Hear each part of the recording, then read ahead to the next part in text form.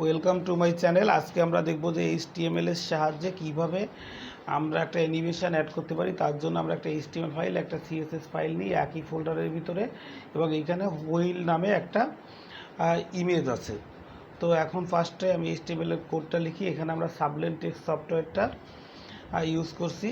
So এখন আমি এই HTML যে পেজটা আছে এটার সাথে আমার CSS পেজের একটা কানেকশান তৈরি করি। সো লিঙ্ক দিয়ে কানেকশান দিই। কানেকশান করতে গেলে অবশ্যই আমার এই যে পেজের CSS পেজের যে নামটা যেভাবে দিব সেই হুবহু সেইভাবে সেই অক্ষরে দিতে হবে। এখন আমরা একটা ডিবের ভিতরে একটা ইমেজ দিব। সো ডিবের ভিতরে ইমেজ নিতে গেলে এখন ডিবটার জন্য একটা ক্লাস নিই। সো এইখান থেকে একটা ক্লাস নিলাম আমি।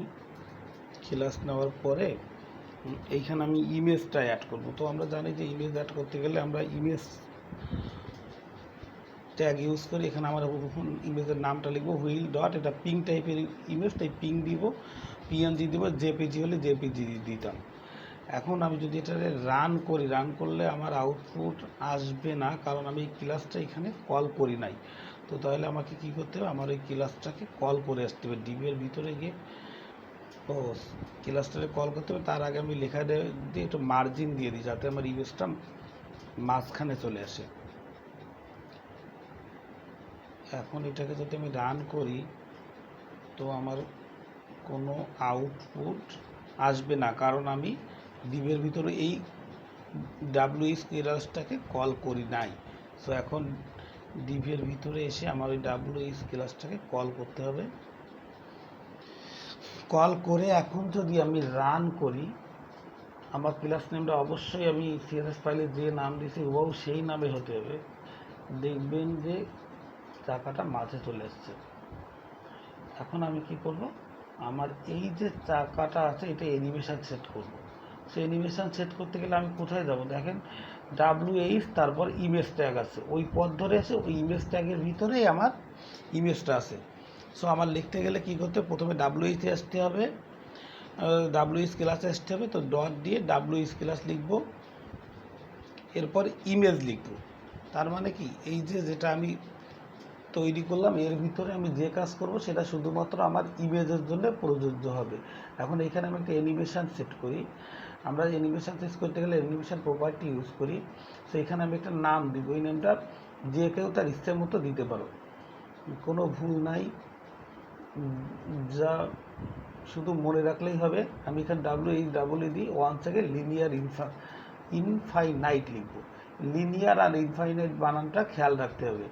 লিনিয়ার আর ইনফাইনাইট লেখাটা খুবই বানানটা ঠিক রাখতে হবে। এখন আমি আমার ইমেজটা একটা অ্যানিমেশন সেট করলাম, বাট এই যে অ্যানিমেশনটা সেট করলাম এখন আমার সিস্টেমে বোঝাতে হবে যে অ্যানিমেশনটা কি, আমার চাকাটা ঘুরবে না দৌড়াবে না চুপ করে থাকবে, এইটা বোঝানোর জন্য আমার এই ডাবলইটাকে রিসিভ করতে হবে। রিসিভ করার জন্য আমরা অ্যানিমেশন অ্যাড করার জন্য যেটা ইউজ করি সেটা হচ্ছে কি ফ্রেম। @সাইডে কি ফ্রেম ইউজ করি। এই যে আমি যেটার পরে অ্যানিমেশনটা সেট করতে চাচ্ছি এখানে WH এর পরে, তো ওইখানে WHটা লিখবো, কারণ আমি ওইখানে শুধু অ্যানিমেশন কথাটা লিখছি। এখন অ্যানিমেশনটা কোন ধরনের কাজ করবে, লাফাবে না ঝাঁপাবে, সেইটা হচ্ছে আমি এখানে লিখে দেবো WH দিয়ে। সো 100% লিখলাম। 100% লেখার পর আমি কি কাজ করব, আমার এই চাকাটা ঘুরবে 360 ডিগ্রি পর্যন্ত ঘুরবে। তা ঘুরতে গেলে আমরা এইখানে ট্রান্সফর্ম রোটেট মানে ঘোরা। সো ট্রান্সফর্ম রোটেট লিখবো 360 ডিগ্রি।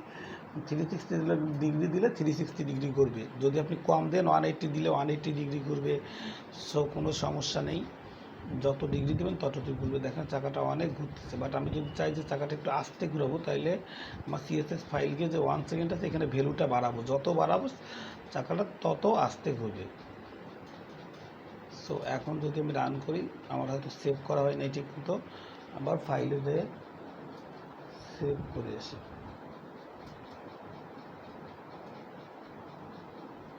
সো এখন যদি সেভ করি, রান করি, এখন দেখেন চাকাটা আস্তে আস্তে ঘুরছে। এখন যদি আমি চাই চাকাটা ব্যাকে ঘুরাবো, মানে পিছনের দিকে ঘুরাবো, তাহলে শুধু -360 ডিগ্রি দিলে হয়ে যাবে। সো বন্ধুরা, আজকে টিউটোরিয়াল এই পর্যন্তই। ভালো থাকেন আপনারা, বেস্ট অফ লাক।